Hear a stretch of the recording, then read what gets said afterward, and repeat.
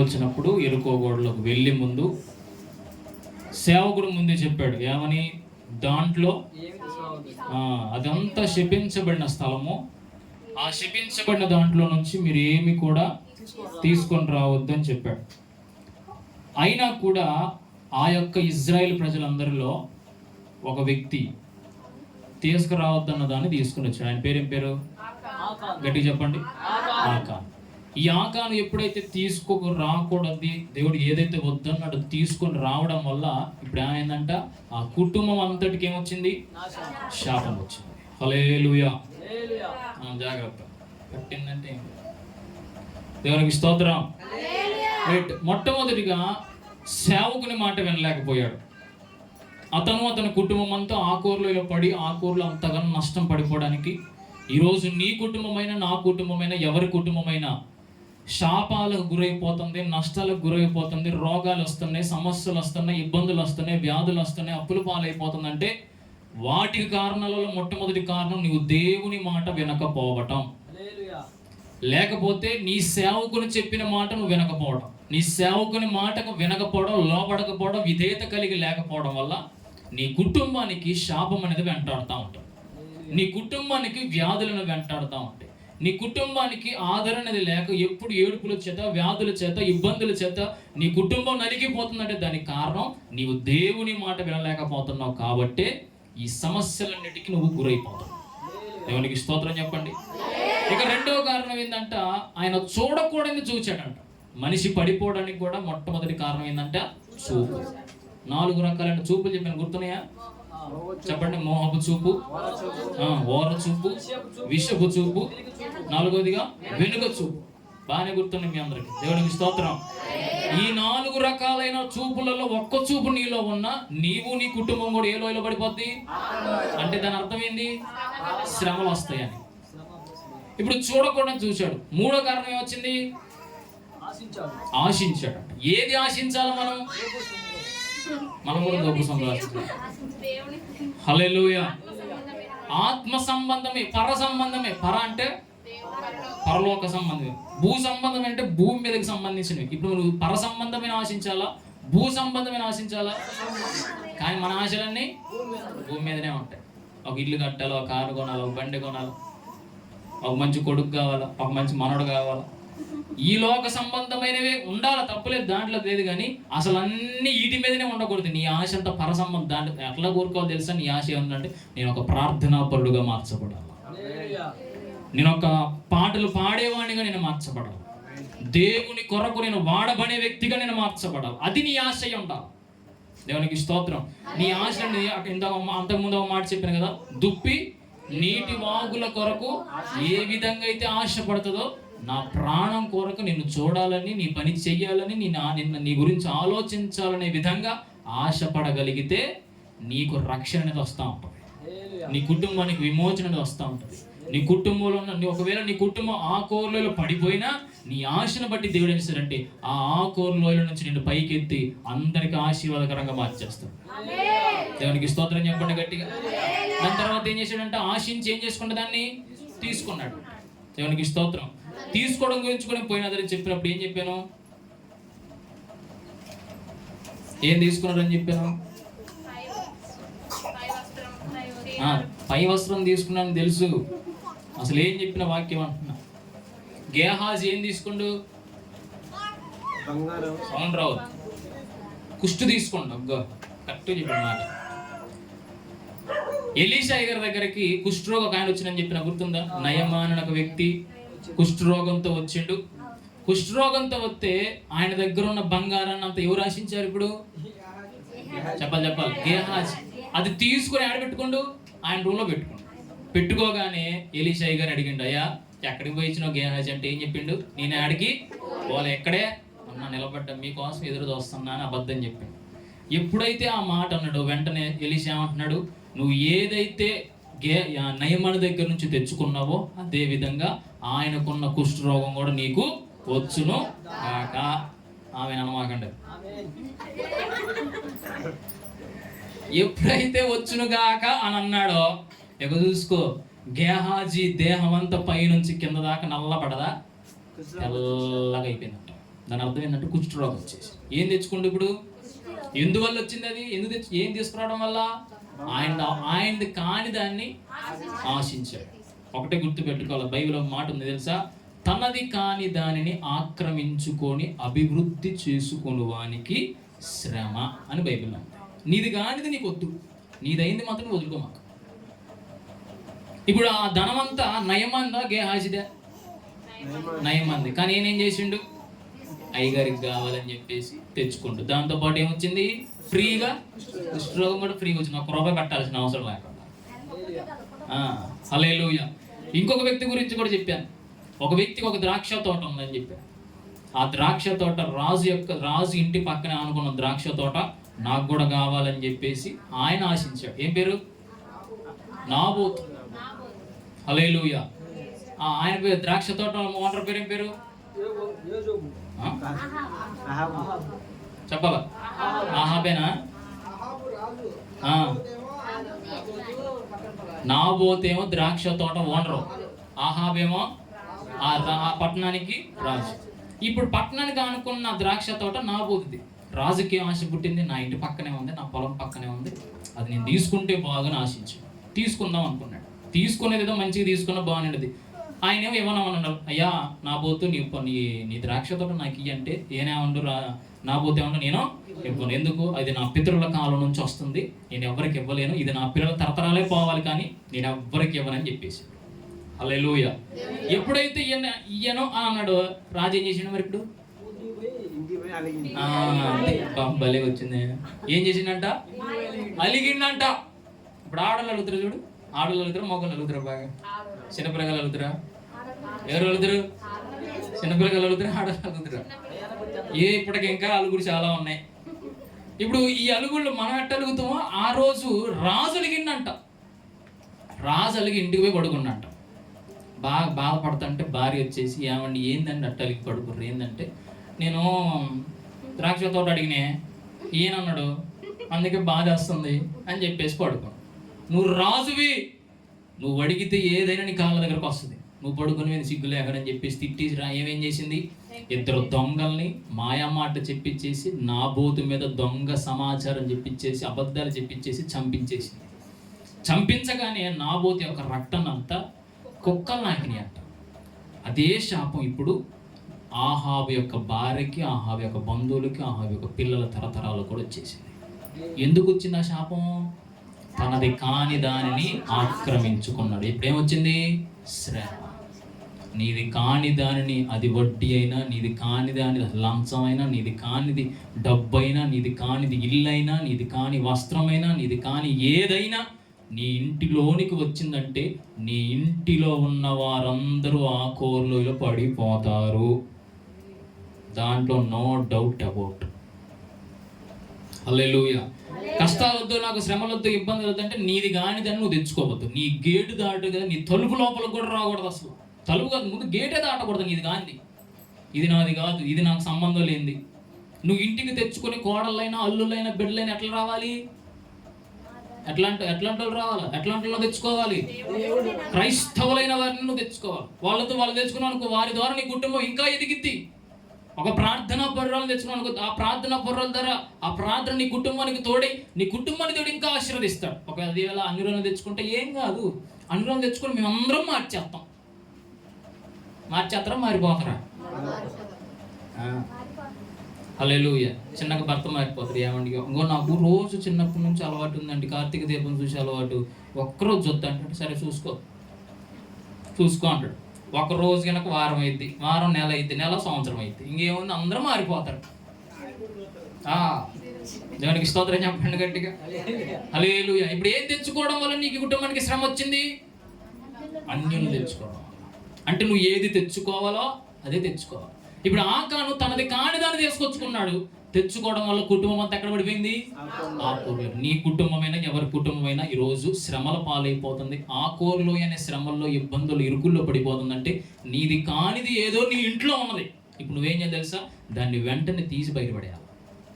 దేవునికి స్తోత్రం. నీది కానిది నీ ఇంట్లో ఏముంది అది నీకే తెలుసు, నాకు తెలియదు. వచ్చి చూసి చెప్పు తిమ్మతి, కళ్ళు మూసుకున్నట్టు నా వల్ల ఏమైంది? నువ్వు ఇంట్లో దాచుకున్నావో, ఒంట్లో దాచుకున్నావో, బీరువాలో దాచుకున్నావో ఎవరికి తెలుసు? హల్లెలూయా. బయట దాచుకునేది కనపడింది, ఒంట్లో దాచుకున్నది లోపల, ఆ లోపల ఒక పాకురు పెట్టి పోయిన ఉంటాయి కొన్ని. అవన్నీ కూడా నువ్వు ఎప్పుడైతే వదిలేస్తావో నీ ఇంట్లో నుండి ఆ ఆకూరలో ఈ అనుభవం, ఆకూరలోని శ్రమలన్నీ నిన్ను నీ కుటుంబాన్ని విడిచిపెట్టి వెళ్ళిపోనుగా. ఇక చూడండి, 4వది చూద్దామా? 4వదా 5వదా? 5వది చూడండి. ఇప్పుడు చదివిన దాంట్లో మనకు కనబడుతుంది ఏమనంటే, దోపుడు సొమ్ములో ఒక మంచి షీనారు పై వస్త్రాన్ని 200 తులముల వెండి బంగారము కమ్మి చూచి వాటిని ఆశించి తీసుకుంటుంది. అది నా డేరా మధ్య అవి భూమిలో దాచబడి ఉన్నవి. ఏం బడి ఉన్నవి? దాచబడి. ఎన్నోది ఇప్పుడు? ఇది 5వది. 5వది ఏంటో తెలుసా? దాచుకున్నాడు. చెప్పండి. మొదటిది ఏంటిది? సేవకుని మాట లేకపోతే దేవుని మాట వినలేదు. 2వది చూచాడు. 3వది ఆశించాడు. 4వది తీసుకున్నాడు. ఇప్పుడు 5వది ఏంది? దాచుకున్నాడు. గుర్తుంటాయి అన్నీ బలిగా ఉన్నాయి కదా చిన్న చిన్న పేర్లు. అదేందో మళ్ళీ ఆదివారం నువ్వు గుర్తు చేస్తేనే గుర్తొస్తాయి గారు. అది మాకు ఈ వారం అంతా గుర్తుండబోయి, అందుకే ఆ లోయలో పడిపోతున్నాం. దేవునికి స్తోత్రం. ఇప్పుడు 5వది ఏంటంటే దాచుకున్నాడు. చెప్పండమ్మా, ఏం దాచుకున్నాడు? చెప్పాలా? వెండి బంగారం వస్త్రం. ఈ 3 ఏం చేసిండంట? దాచుకున్నాడు. ఎక్కడ దాచుకున్నాడు? మళ్ళీ ఏం అడగమాకండి, ఎక్కడ ఇంట్లోనే దాచుకున్నాడు. మళ్ళీ దాన్ని సాగదీయాల్సిన అవసరం లేదు. దేవునికి స్తోత్రం. ఇప్పుడు దాచుకోవడం వల్ల కూడా ఇప్పుడు ఆయన పడిపోవడానికి ఆస్కారం అయింది. ఇతను పడిపోవడానికి 5వ కారణం ఏంటంటే, ఆ యొక్క దోపుడు సొమ్ముని ఏం చేసిందంటే ఇంట్లో పెట్టుకొని ఇంటికి తెచ్చేసుకొని డేరా మధ్యలో, అంటే డేరా ఉందనుకో, ఆ డేరా మధ్య ఇప్పుడు అక్క కూర్చొని దగ్గర ఏమంటే అక్కడ మట్టి తీసేసి దాంట్లో పెట్టేసి మళ్ళీ పై మొత్తం కప్పు కట్టేసి మళ్ళీ చేతులు కడుక్కొని మళ్ళీ ఏంది అమాయకులు లేకపోయి నిలబడడంట. ఎవరైనా చెప్తారా? ఎవరైనా ఆకాన్. మరి ఆ ఏ కాన్లో చూస్తారు ఎందుకు? దేవునికి స్తోత్రం చెప్పండి గట్టిగా. ఇప్పుడు ఈ ఆకాను పడిపోవడానికి, ఆకాను కుటుంబం అంతా అంతగానో నాశనం కావడానికి 5వ కారణం ఏంది? చెప్పండి. దాచుకున్నాడు.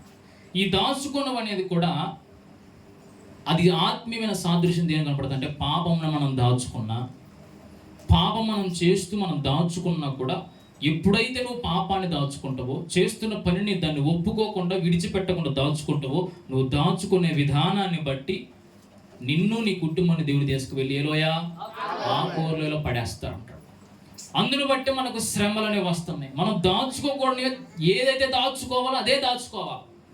ఏదైతే దాచుకోకూడదు అది దాచుకోకుండా ఎమ్మండి దాన్ని ప్రక్కన పడియా. ఏది దాచుకోవాలి చెప్పండి? మన హృదయాన్ని దాచుకోవాలి, మన దేహాన్ని దాచుకోవాలి, మన శరీరాన్ని మన వస్త్రాలతో దాన్ని దాచుకోవాలి. దేవునికి స్తోత్రం.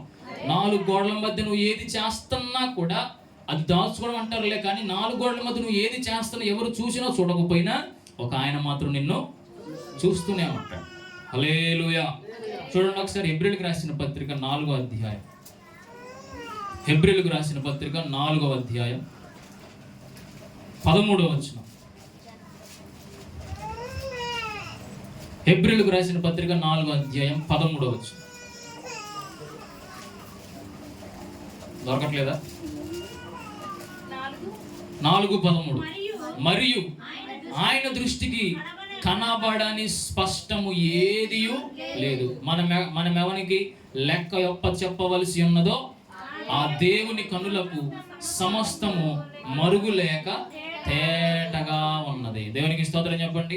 ఇక్కడ చదవండి, దాంట్లో డైరెక్ట్ గా ఆయన కంటికి కనబడిందంటే ఏమీ లేదు. ఇప్పుడు ఆకాను దాచుకున్న సంగతి యెహోషువకు తెలుసా? తెలియదు. ఆయన వచ్చామని చూసిండా? చూడాల, తెలీదు. లేకపోతే ఆకాను భార్యకి తెలుసా? ఆకాను పిల్లలకు తెలుసా? ఆకాను బంధువులకు తెలుసా? ఇజ్రాయెల్ ప్రజలందరికీ ఎవరికైనా తెలుసా? ఎవరికి తెలియదు. కానీ ఎవరికి తెలిసింది? దేవునికి తెలిసింది. అందుకే అక్కడ మాట ఉంది, ఆయన దృష్టికి కనపడని స్పష్టము ఏది కూడా లేదు. నువ్వు ఎక్కడున్నా కూడా ఆయన కనపడుతూనే ఉంటావు. నువ్వు ఎక్కడ దాచుకున్నా కనపడతావు. అందుకే యోనా గారు పడవలో నుంచి నీళ్ళలో పడ్డ తర్వాత ఏం మింగింది? పామా? ఏం మింగింది? చేప మింగింది. చేప తిమింగలమా?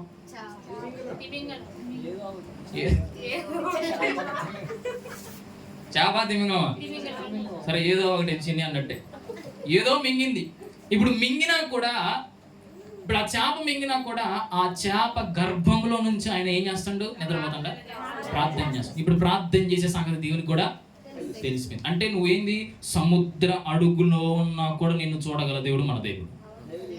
సముద్రం మధ్యలో ఉన్న దేవుడు నిన్ను చూస్తాడు, సముద్రం పైన చూస్తాడు, అడవుల్లో ఉన్న చూస్తాడు, ఎడారిలో ఉన్న చూస్తాడు. ఆయన నువ్వు ఏమి చేస్తున్నావు అనేసి అనేది ఆయనకి హెచ్డి క్వాలిటీలో కనపడింది మొత్తం 1080 స్క్రీన్ మీద, అంత క్లియర్ కట్ కనపడింది. ఇప్పుడు ఆకాన్ చేసింది పట్టుకొని నేను దాచుకున్నా కదా, ఎవరికి తెలియదులే అనుకుంటున్నాడు, కానీ ఎవరు చూశారు? దేవుడు చూశాడు. దేవునికి స్తోత్రం. ఆయన కనబడందంటూ ఏమీ లేదంటుంది ఇక్కడ. ఇంకా చూడగలిగితే కీర్తనలో చూడండి, 139వ కీర్తన, 139వ కీర్తన, 139వ కీర్తన 2వ వచనం. అగ్గో చూడండి, నేను కూర్చున్నా, నేను లేచినా, నాకు తలంపు పుట్టక మునుపే నీవు నా మనస్సును గ్రహించి ఉన్నావు. అదే విధంగా 9వ వచనం, 8, 9 వచనం కూడా చూడండి. నేను ఆకాశమునికి ఎక్కినా నువ్వు అక్కడ ఉన్నావు, నేను పాతాళములకు పోయినా అక్కడ ఉన్నావు, నేను వేకువ రెక్కల కట్టుకొని సముద్ర దిగంబులు నివసించినను అక్కడ కూడా నీవు నీ చేయి నన్ను నడిపించుచున్నది, నీ కుడి చేయి నన్ను పట్టుకొను. హల్లెలూయా, ఆమేన్.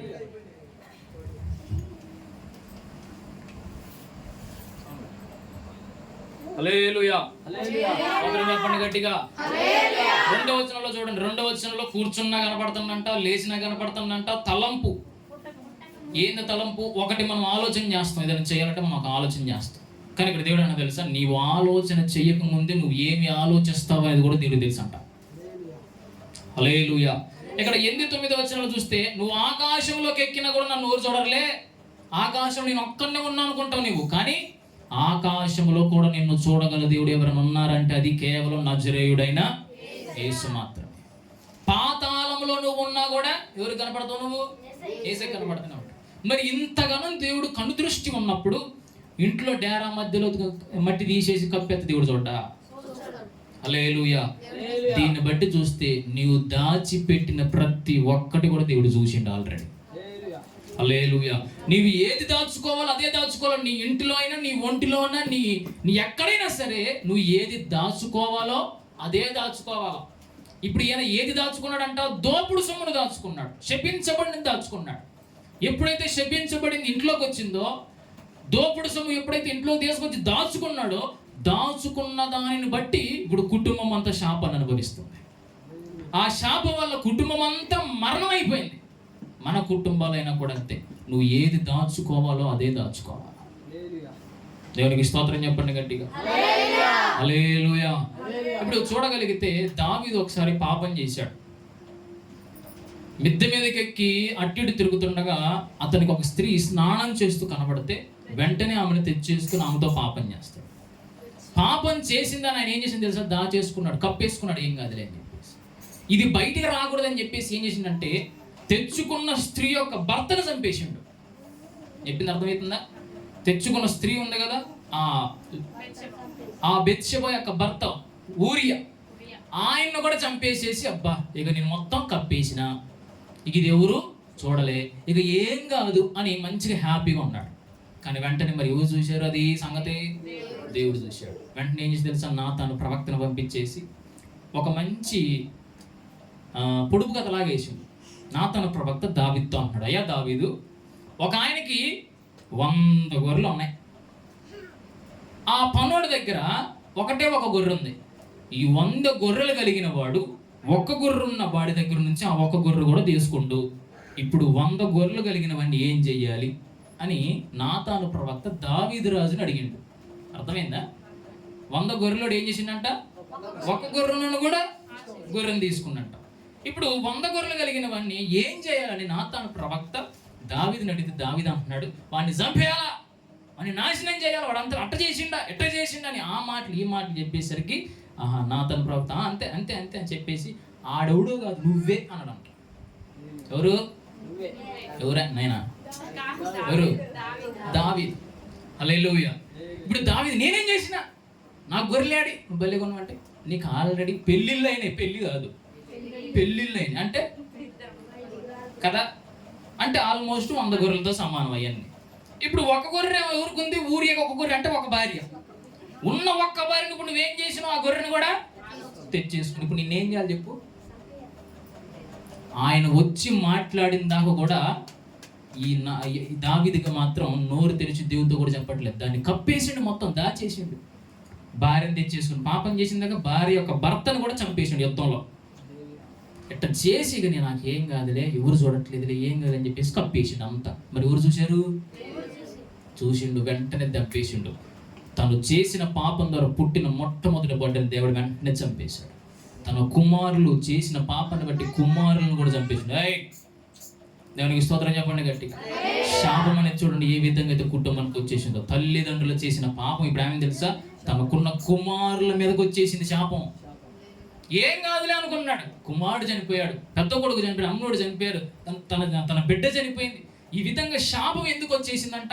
దాచేసుకుంటున్నాడు, కప్పేసుకుంటున్నాడు. ఏం కాదు, ఎవరు ఏమంటారు, ఎవరు చూడట్లేదు కదా, ఏం కాదులే అని నువ్వు చేసిన ప్రతి ఒక్కటి ఏదైతే దాచుకున్నావు ఇప్పుడు దాన్ని అంతా తీసి బయటపడేస్తే కానీ నువ్వు ఆ కోర్లో నుంచి బయటికి రావు. దేవునికి స్తోత్రం చెప్పండి గట్టిగా. నువ్వు ఆ శ్రమల నుంచి విడుదల కావాలి, శోధన నుంచి విడుదల కావాలి, అప్పుల నుంచి విడుదల కావాలి, ప్రతి రోగం నుంచి విడుదల కావాలంటే ఇప్పుడు నువ్వు చేయవలసిన పని ఒకటే. ఏదైతే నువ్వు దాచుకున్నావో దాన్ని తీసి బయటపడేయాలి. ఎట్లా తెలుసా? ఒకళ్ళు వచ్చి నిన్ను పట్టుకునేంత వరకు నువ్వు చూసుకోకూడదు. పాపం అంటుంది బైబిల్. ఒక మాట చూడండి ఒకసారి, అది చూపిస్తుంది. సంఖ్యాకాండం 32వ అధ్యాయం. పాపం ఏ విధంగా ఉంటుందో చూడండి. సంఖ్యాకాండం 32వ అధ్యాయం 23వ వచనం. 32:23. జానియర్ 32వ అధ్యాయం 23వ వచనం చదవమ్మా. మీరు అట్లు ఏ అట్లా అట్లా అట్లా అట్లా ఏ అట్లు మీరు అట్లు చేయని ఎడల యెహోవా దృష్టికి పాపము చేసిన వారగుదురు గనుక, అగ్గో వినండి, నీ పాపము మిమ్మును పట్టుకును.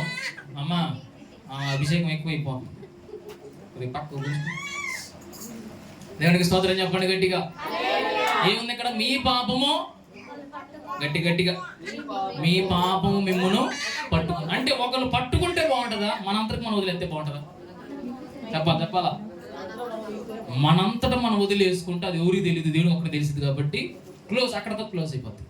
అదే 10 మందికి తెలిసే విధంగా, 10 మంది చూసే విధంగా, 10 మందికి అర్థమయ్యే విధంగా ఒకవేళ నీ పాపం ద్వారా 10 మందికి తెలిసిందనుకో, తలక ఎత్తుకొని తిరుగుతావు కదా రోడ్డు మీద. ఎత్తలేత్తమైగా మన పాపం మనల్ని పట్టుకోకముందు ఇప్పుడు మనం ఏం చేయాలి తెలుసా? దాచుకున్న పాపాన్ని ఇప్పుడు విడిచిపెట్టేయాలి. దేవునికి స్తోత్రం చెప్పు గట్టిగా. నువ్వు ఎప్పుడైతే పాపాన్ని విడిచిపెడతావో, పాపాన్ని దాచుకున్న పాపాన్ని ఎప్పుడైతే తీసి బయటపడేస్తావో, ఇక నువ్వు సుఖ సంతోషాలతో ఉండొచ్చు. నువ్వు లోయలో పడిపోయినా కూడా నిన్ను ఇప్పుడు దేవుడు పైకి లేపుతాడు. ఎందుకంటే నువ్వు దాచుకున్న దాన్ని బయటపడేసావు కాబట్టి. దేవునికి స్తోత్రం చెప్పండి గట్టిగా. హల్లెలూయా. చూడండి యోబు గ్రంథం చూడండి ఒకసారి. యోబు గ్రంథం 24వ అధ్యాయం 24. యోబు 24వ అధ్యాయం 19వ వచనం.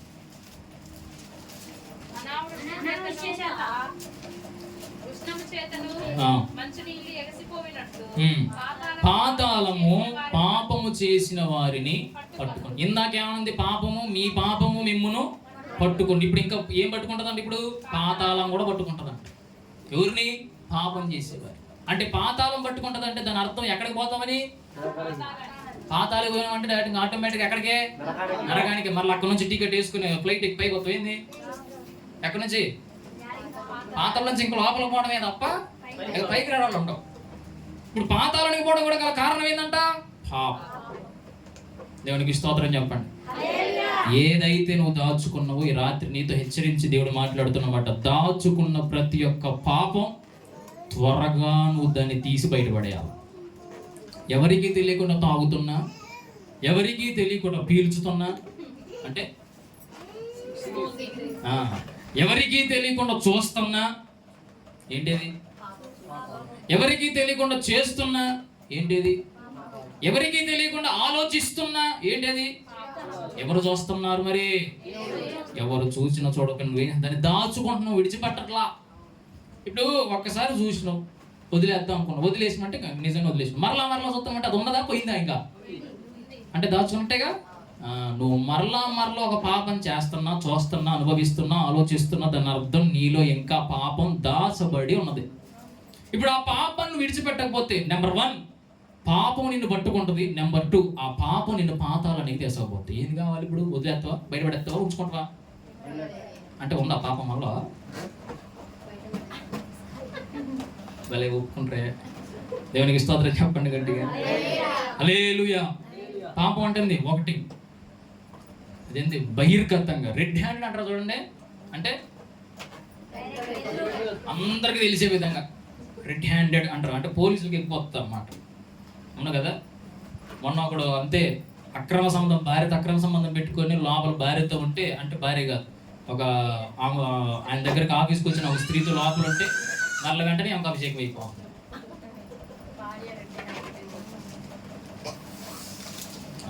మళ్ళీ స్తోత్రాలు ఎందుకు? స్తోత్రాలు చేతులు పైకి లేపుతుంది మళ్ళా.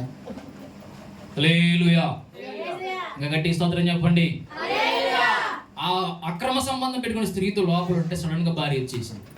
ఆ భార్య వచ్చేసరికి ఆయన లోపల బేడం పెట్టుకోండు, ఏమొచ్చేసి బయట బేడం పెట్టి గమ్మని మీడియా వాళ్ళకి వాళ్ళకి వీళ్ళకి ఫోన్లు చేసి వచ్చారు, మొత్తం పట్టబయలైపోయింది. దేవుడు కూడా నీవు మారడానికి, నువ్వు దాని నుంచి విడుదల చేయడానికి, దాచుకున్నదంతా వదిలేయడానికి దేవుడు నీకు సమయం ఇస్తాడు. ఇది పక్క. నువ్వు వదిలేస్తావు, నీ పరువు పోకూడదు, నీ కుటుంబం నవ్వులు పాలు కాకూడదు, నీ పరువు, నీ కుటుంబ పరువు పోకూడదని దేవుడు కూడా అందరికీ సమయం ఇస్తాడు, ఎవరికైనా సమయం ఇస్తాడు. ఆ సమయాన్ని నువ్వు సద్వినియోగం చేసుకోవాలి. దాంట్లో కూడా అదే విధంగా చేసేసుకుని ఉన్నాం అనుకో, ఇప్పుడు ఏం తెలుసా, పాపం నిన్ను, గట్టిగా చెప్పాలా, పట్టుకుంటుంది. రెండోది పాపం నిన్ను పాతాళం. ఇప్పుడు ఏం కావాలి మరి? పట్టుకోవడం కావాలా, పాతాళంలో పడేయడం కావాలా? ఏది కావాలా? 2 వద్దు. ఏం కావాలి మరి? దాచుకున్న దాన్ని తీసుకుపోయి బయట పడేయడం కావాలి మనకి. దేవునికి స్తోత్రం చెప్పండి గట్టిగా. హల్లెలూయా. 28వ అధ్యాయం ద్వితీయోపదేశకాండంలో కూడా ఉన్నాయి, శాపాల చేత ఉన్నాయి అంట. చూడండి 28 ద్వితీయోపదేశకాండం 28వ అధ్యాయం. అక్కడ పట్టుకోవడం కూడా మనకు అంట. ద్వితీయోపదేశకాండం 28వ అధ్యాయం 45వ వచనం. 28:45. నీవు నాశనము చేయబడు వరకు ఈ శాపములన్నీ నీ మీదకి వచ్చి నిన్ను తరిమి నిన్ను పట్టుకుని. ఏం పట్టుకుంటాయి అంటే ఇప్పుడు శాపాలు. ఒకటేమో పాపం పట్టుకుంటుంది, రెండేమో పాతాళం పట్టుకుంటుంది, ఇప్పుడు మూడోది ఏంది? శాపం కూడా నిన్ను పట్టేసుకుంటుంది అంటావు. ఇక చూడు మామూలుది కాదు. ఎందుకు ఇవన్నీ కారణాలు అంటే దాచుకున్నావు కాబట్టి. ఏం దాచుకున్నావు? పాపం. ఒక పాపం నువ్వు దాచుకోవడం వల్ల నెంబర్ 1 పాపం నిన్ను పట్టుకుంటుంది, నెంబర్ 2 పాతాళం నిన్ను పట్టుకుంటుంది, నెంబర్ 3 శాపం కూడా నిన్ను పట్టుకుంటుంది. మరి ఇప్పుడు ఈ 3 కావాలా, ఉన్నదాన్ని బయటపడేయడం కావాలా? కానీ అదేదో పోదు. ఎందుకు పోదు? ఏది పోదు ఇంట్లో చెప్పండి? సీరియల్ పో, అబద్ధాలు పో, తిట్లు పో. అవునవును. ఇప్పుడు ఇవన్నీ పోకుండా అయ్యా ఆ కూరలో లేవనెత్తయ్యా అంటే ముందు నీ పాపాన్ని తీసేయి, శాపాన్ని తీసేయరు దేవుడు అని దేవుడు కూడా అంటాడు. కానీ నువ్వు వదలకపోతే, దాన్ని పట్టుకొని, నువ్వు పట్టుకున్న వాడిని నువ్వు విడిచిపెట్టకపోతే, దాచుకున్నదంతా నువ్వు బయటపడేయకపోతే, గుర్తుపెట్టుకో, నెంబర్ 1 పాపం నేను పట్టేసుకుంటుంది, పాతాళం నేను పట్టుకుంటుంది, మూడోది మెయిన్ శాపం నేను పట్టుకుంటుంది. ఒక్కసారి నీ కుటుంబానికి శాపం వచ్చిందంటే, ఆ శాపం నేను విడిచిపెట్టి వెళ్ళిపోవాలంటే నువ్వు గంటల తరబడి, సంవత్సరాల తరబడి కన్నీరు కారిస్తే కానీ ఆ శాపం అనేది నిన్ను విడిచిపెట్టి వెళ్ళిపోదు. మీకు ఎగ్జాంపుల్ చెప్పనా? హన్నాకి దేవుడు గర్భఫలం లేకుండా చేశాడు. 1 సమూయేలు 1వ అధ్యాయం 10వ వచనంలో మనకు కనపడుతుంది. సంతు లేకుండా చేసిన ఉంటుంది అక్కడ. చూడండి, మాకి చూడాలి. ఎప్పుడైతే సంతు లేకుండా చేసిన ఉందో అక్కడ, అది హన్నాకంట ఎందుకు గర్భఫలం లేకుండా దేవుడు చేశాడంటే, హన్నా యొక్క పితరులు, తన తల్లిదండ్రులు, ముత్తాతలు వెనక బ్యాచ్ అంతా చేసిన పాపాన్ని బట్టి హన్నాకి శాపం వచ్చింది. ఎప్పుడైతే ఆ శాపం వచ్చిందో, ఆ శాపాన్ని బట్టి దేవుడు ఏం చేశాడంటే తన గర్భాన్ని మూసేశాడు. దేవునికి స్తోత్రం. ఇప్పుడు ఆ గర్భం తెరవబడాలంటే శాపం పోవాలి, అంతేనా? అంతే కదా. ఇప్పుడు శాపం వల్ల గర్భం మూయబడ్డది. ఇప్పుడు గర్భం తెరవబడాలంటే ఏం చేయాలా? శాపం పోవాలి. మరి శాపం పోవాలంటే ఏమేం చేయాలా? ప్రార్థన చేయాలి. ఇప్పుడు ఏమేం చేసింది తెలుసా? ప్రతిరోజు మందిరానికి పోయిందంట. షిలోహులో ఉన్న మందిరం, షిలోహు మందిరం కాదు, షిలోహు అనేది ఒక ఊరు పేరు. అది ఆ షిలోహు అనే ఊరిలో ఒక మందిరం ఉంది. ఆ మందిరం యొక్క అయ్యగారి పేరు ఏం పేరు అంటే ఏలి. ఏం పేరు? ఏలి. ఈ ఏలి గారి దగ్గరికి ప్రతిరోజు మందిరానికి వెళ్ళి కన్నీరు కారుస్తూ మొరపెడుతుండగా కానీ తను చేసిన కన్నీటి ప్రార్థన ఫలితం ఏందో తెలుసా? తన వెనక వారు చేసిన వారందరి యొక్క శాపం, కొన్ని సంవత్సరాల పాటు ఏలుబడి చేస్తూ వస్తున్న ఆ శాపం ఈమె చేసిన కన్నీటి ప్రార్థన ద్వారా శాపం అంతా కొట్టివేయబడుతుంది. ఎప్పుడైతే శాపం అంతా కొట్టివేయబడ్డదో తను అనుకున్న విధంగానే దేవుడు గర్భాన్ని తెరిచాడు, కుమారుని ఇచ్చాడు. ఆ కుమారుని నాయకునిగా చేశాడు, ప్రవక్తగా చేశాడు, అభిషేకించే వ్యక్తిగా మార్చాడు. ఎంత ఆశీర్వాదం ఎట్టొచ్చింది? ప్రార్థన. ఏం పోవాలని చేసింది ప్రార్థన? 1 శాపం పోవాలి, 2 గర్భం తెరవబడాలి. దేవునికి స్తోత్రం. నువ్వు దాచుకున్నది ఏదైనా దాచుకున్న దాన్ని విడిచిపెట్టేసి నువ్వు ప్రార్థించగలిగితే నిన్ను, నీ కుటుంబాన్ని ఆకుల నుంచి పడిపోకుండా కాపాడుతాడు. ఇంకొకటి, నేను అనేకులకు ఆశీర్వాదకరంగా ఒక సమూయేలు ప్రవక్త వలె దేవుడు మార్చుకుంటాడు. దేవునికి స్తోత్రం చెప్పండి గట్టిగా. హల్లెలూయా. మరి నువ్వు ఏది దాచుకోవాలంటే నీ వస్త్రాలతో నీ శరీరాన్ని దాచుకోవాలి. దేవునికి స్తోత్రం చెప్పండి. మనకి బైబిల్లో కూడా కొన్ని వస్త్రాలు, రక్షణ వస్త్రం ఉంది. ఈ రక్షణ అనే వస్త్రాన్ని మనం ధరించుకోవాలి. ఎప్పుడైతే రక్షణ అనే వస్త్రం నీ దగ్గర ఉంటుందో ఆ రక్షణ అనే వస్త్రం ద్వారా నీవు కాపాడబడతావు. సాతానుగా నుంచి కాపాడబడతావు, లోకం నుంచి నువ్వు కాపాడబడతావు. ఈ రక్షణ అనే వస్త్రం నీకు ఎట్లా వస్తుంది అంటే నువ్వు ఎక్కువసేపు ప్రార్థించగలిగితే రక్షణ నీకు తోడుగా ఉంటా ఉంటుంది. అంటే దేవుని యొక్క కాపుదల నీకు తోడుగా ఉంటా ఉంటుంది. దేవునికి స్తోత్రం చెప్పండి గట్టిగా. ఇంకా నీ కాళ్ళని, నీ చేతులని, నీ దేహం అంతటిని నీవు పరిశుద్ధాత్మ చేత నువ్వు కవర్ చేసేసుకోవాలి. దేవునికి స్తోత్రం చెప్పండి. మీకు యూట్యూబ్లో కొట్టినా కూడా ఒక అమ్మగారు ఉంటుంది హైదరాబాద్లో. ఆ అమ్మగారు చూస్తే ఒక్క తలకాయ తప్ప, ఆ కర్ర చేతులు తప్ప, కాళ్ళు తప్ప ఇక ఏవి కనపడదు. హల్లెలూయా. మొత్తం పైనుంచి కింద దాకా 24 గంటలు 7 days 365 days కూడా వైట్ అంటే నల్ల. దానికి స్తోత్రం. ఎప్పుడు తెలుపే, ఇంకో కలరే రాదు. ఆ మొత్తం పైనుంచి మరి మనమన్న కిటికీలు తలుపులు పెడతారేమో అవునా, ఇక్కడ రంధ్రాలు ఏమి లేవు. మొత్తం అసలు టీషర్ట్ సొక్క, ఇప్పుడు మనిషి ఇప్పుడు అబ్బాయిలు ఏ విధంగా అయితే సొక్కలు అట్టు కాలర్తో ఆ విధంగా ధరించేసుకుంటా ఉంటాం అమ్మగారు. హల్లెలూయా. ఆ విధంగా నీ శరీరాన్ని నువ్వు దాచుకోవాలి. నువ్వు దాచుకోవాల్సింది పాపాన్ని కాదు, నువ్వు దాచుకోవాల్సింది నీ శరీరాన్ని. దేవునికి స్తోత్రం. నీ శరీరాన్ని నువ్వు దాచుకోవాలి. ఎప్పుడైతే నీ శరీరాన్ని నువ్వు దాచుకుంటావో నీ కళ్ళు చూడాల్సినవే చూస్తాయి, చూడకూడనివి చూడవు. అవునా కదా? నీ శరీరాన్ని నువ్వు రక్షణ వస్త్రం చేత, దేవుని యొక్క వస్త్రం చేత, పరిశుద్ధాత్మ చేత నువ్వు కప్పుకున్నావు అనుకో, నీ చెవులు ఏది వినాలో అవే వింటాయి. వినకూడని వినవు, చూడకూడనివి చూడవు, మాట్లాడకూడనివి మాట్లాడవు, ఆలోచించాల్సినవి ఆలోచిస్తావు, ఆలోచించకుండా ఆలోచనలు రావు. అయినా నీకు వస్తున్నాయి, చూపులు మారుతాయి, మాటలు మారుతాయి, తలంపులు మారుతాయి, అసలు టోటల్గా బాడీ మారిపోతుందంటే నీవు ధరించుకున్నది లోక సంబంధమైన పాపమైన వస్త్రాలు ధరించుకొని ఉంటావు. దేవునికి స్తోత్రం చెప్పండి గట్టిగా. ఇంకా నువ్వు రక్షణ వస్త్రం నీ మీదకి రాలా, ఏదో ఉన్నామంటే ఉన్నావు. ఇప్పుడు నువ్వు దాచుకోవాల్సింది ఈ శరీరం ఆత్మ సంబంధమైన వస్త్రాలు ఇస్తే నువ్వు ధరించుకోగలిగితే నీ కళ్ళు పాపాన్ని చూడవు. ఆమె చెప్పు. నీ నోరు పాపమని మాట్లాడదు, నీ తలంపులు పాపాన్ని ఆలోచించవు, నీ చెవులు పాపాన్ని వినవు, నీ చేతులు కానీ నీ కాళ్ళు కానీ నీ దేహం కానీ పాపం ఉన్న స్థలానికి కూడా వెళ్ళకుండా దేవుడే కాపాడునుగా. అంటే ఏం చేయాలి తెలుసా? దాచుకోవడం మనం నేర్చుకోవాలి. నువ్వు ఒకవేళ పాపాన్ని దాచుకుంటే అది నిన్ను పట్టుకుంటుందంట. పాపం నిన్ను రెండోది పాతంలో పడేస్తా ఉంటుంది. అదే పాపం నిన్ను శాపాన్ని కూడా గురి చేస్తుంది. మరి ఇంతగానో దాంట్లో అంత నష్టం ఉన్నప్పుడు అయినా కూడా మనం ఏంటి దాచుకుంటాం. నువ్వు పాపాన్ని దాచుకోకూడదు, నీ చూపులను దాచుకోకూడదు, నీ మాటలను దాచుకోకూడదు, నీ చెవులను దాచుకోకూడదు, నీ శరీరాన్ని దాచుకోకూడదు. దేంట్లో పాపంలో దాచుకోవద్దు, పరిశుద్ధతలో నువ్వు దాచుకోవాలి. వస్త్రాల చేత కప్పుకొని దాచుకోవాలి. నువ్వు ఈ విధంగా దాచుకోగలిగితేనే, ఈ విధంగా నువ్వు దాచుకోగలిగితే నువ్వు ఆ కూరలో పడిపోకుండా దేవుడు నిన్ను కాపాడుతూ ఉంటాడు. దేవునికి స్తోత్రం చెప్పండి గట్టిగా. హల్లెలూయా. ఒకవేళ ఆ విధంగా ఉన్నవనుకో, ఈ రోజు నువ్వు దేవుని నోరు దగ్గర నోరు తెరిచి, అయ్యా నా కళ్ళు నిన్నే చూడాలి ప్రభు, నీవిచ్చిన ఈ 2 చేతులు నీ పనే చెయ్యాలి. ఏది ముట్టుకోవాలో అదే ముట్టుకోవాలి, ఇంకొకటి ముట్టుకోవడానికి వీలే లేదు. ఇప్పుడు నువ్వు ఇచ్చిన కాళ్ళు ఈ 2 కూడా నీ మార్గంలోనే నడవాలి, ఇంకా వేరే మార్గంలో నడవకూడదు.